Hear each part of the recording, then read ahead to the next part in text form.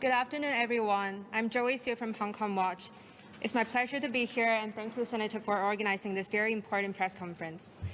Since Hong Kong's massive pro-democracy movement broke out in 2019, more than 10,000 protesters have been arrested at the age of youngest 13.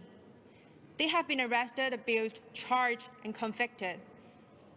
And over 750 of them have been found guilty of rioting, facing up to 10 years in prison simply for taking part in the very peaceful pro-democracy movement in Hong Kong. Since the enactment of the national security legislation on June 30th, 2020, over 150 individuals have been charged under ridiculous crimes like subversion, colluding with foreign forces.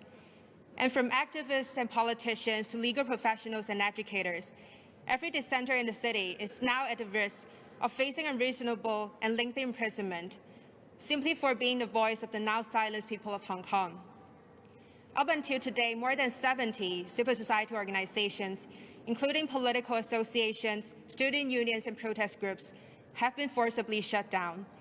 And many of them have also seen their core members arrested and persecuted. At least 11 media outlets, including Apple Daily, Stand News, and Citizens News, have ceased operations.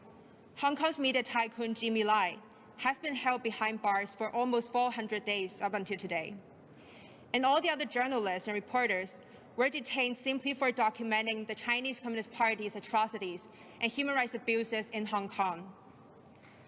Hong Kongers have lost not only our freedom of speech, assembly, and free press.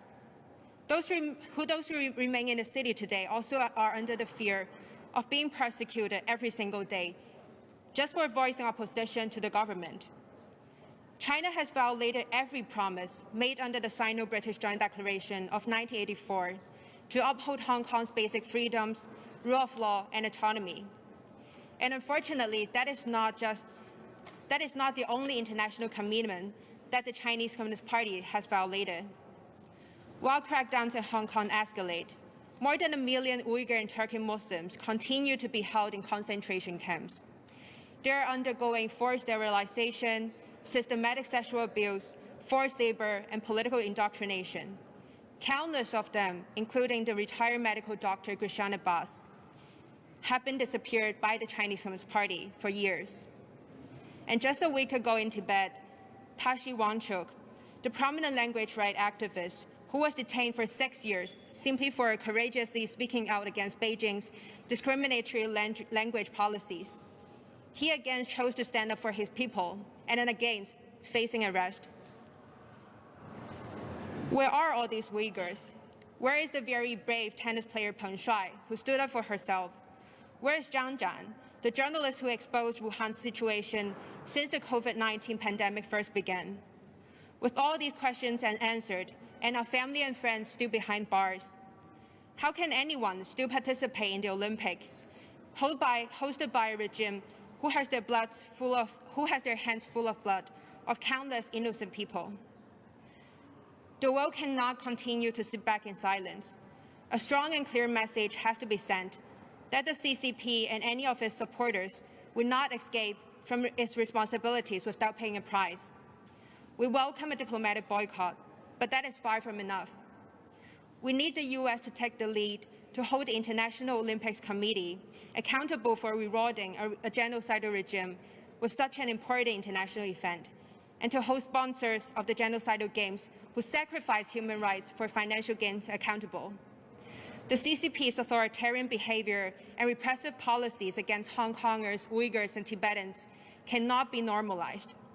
Any form of participation in the upcoming 2022 Beijing Winter Olympics is equivalent to endorsing its escalating atrocities.